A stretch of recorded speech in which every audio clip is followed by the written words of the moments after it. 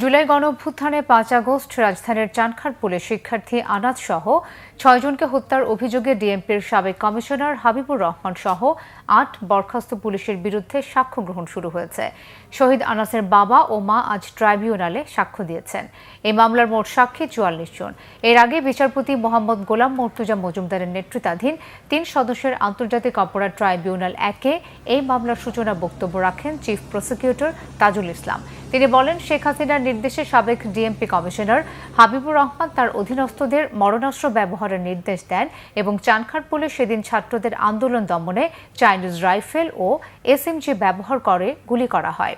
এই মামলার ৮ আসামির মধ্যে সাবেক ডিএমপি কমিশনার হাবিবুর রহমান সহ ৪ জন পলাতক আছেন।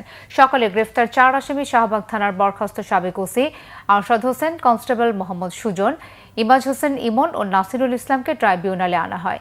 শেখ হাসিনার মামলার পর এটি জুলাই গণঅভ্যুত্থানের দ্বিতীয় কোনো মামলায় সাক্ষ্য গ্রহণ।